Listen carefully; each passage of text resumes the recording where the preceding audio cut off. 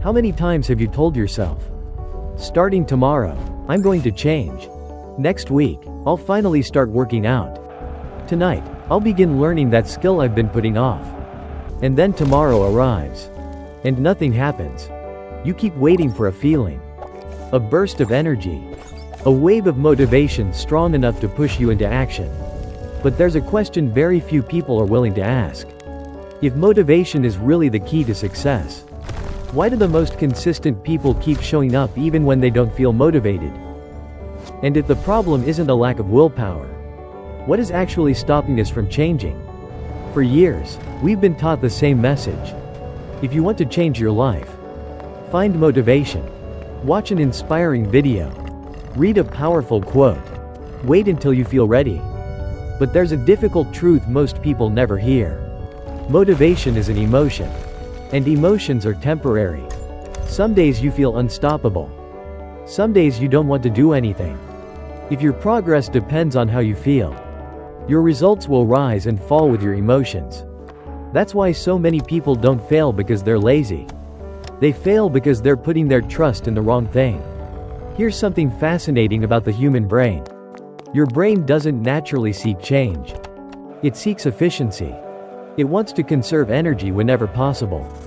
The moment you try to do something new, learn a language, exercise, read a book, write content, start a side project, your brain begins searching for reasons to delay it.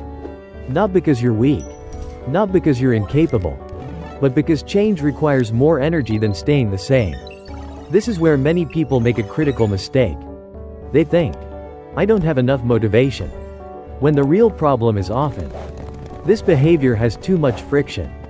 The truth is that most of our daily actions are not driven by willpower.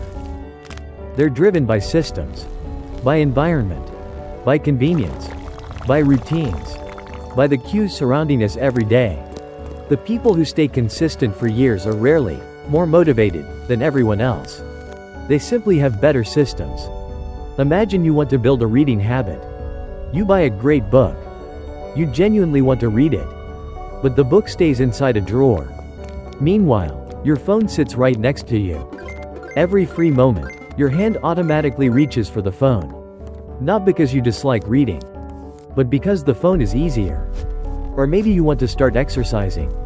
You need to change clothes. Find your shoes. Prepare water. Leave the house. Too many steps.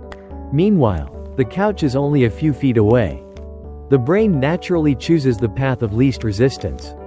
That isn't a character flaw. It's human behavior. So how do we change? Not by finding more motivation, but by reducing friction.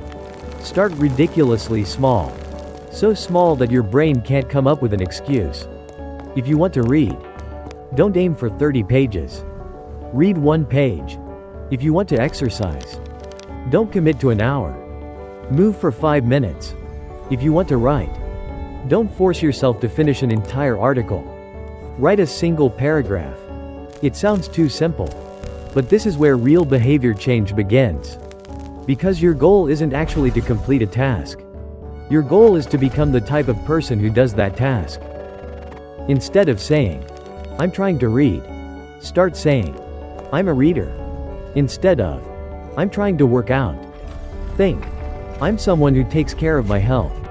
Every small action becomes a vote for your future identity. And once your identity changes, your behavior begins to follow. Another powerful strategy is the 5-minute rule. Tell yourself, I'll only do this for 5 minutes. Because the hardest part is rarely the work itself. The hardest part is starting. Once you begin, momentum often takes over. Here's what most people don't realize. Big changes rarely begin with big actions. They begin with tiny ones. 1 page. 1 push-up. 1 note.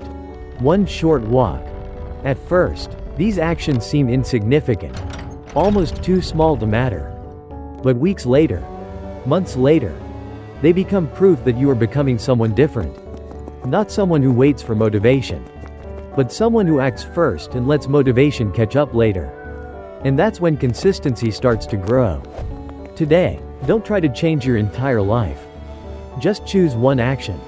Make it smaller than you think it should be. After this video ends, spend exactly 5 minutes doing something you've been avoiding. Just 5 minutes. And see what happens. If this video helped you see behavior change in a new way, consider subscribing to the channel. Every week, we explore the psychology of habits, focus, productivity, and the hidden forces shaping our daily behavior. Because lasting transformation doesn't happen through motivation alone.